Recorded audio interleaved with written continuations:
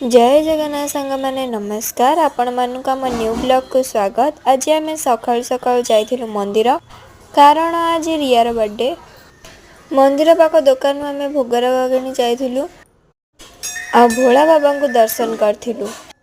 सांग माने तार बर्थडे नवेम्बर 25 तारिख रे थिला किंतु ए वीडियोटी आपण मानक पाखकु नवेम्बर 28 तारिख रे ही पहुंची परिबो। सांग माने भोला बाबा को भल पाउथिले गोटे लाइक कमेंट एंड शेयर कर देबे और चैनल को सब्सक्राइब करने को भूलिबेनी।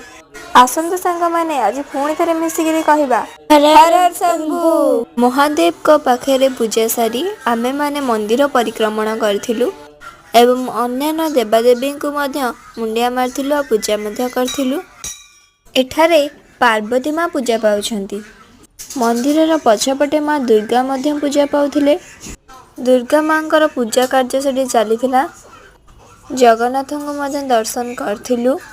जगन्नाथ पाखे एतिक मो प्रार्थना करुअछि ए वीडियोटी को जो माने सब देखुछंती सेमानक परिवार मंगलमय हेउ। मंदिरटी रे माँ तारिणी मध्य पूजा पाउथिले।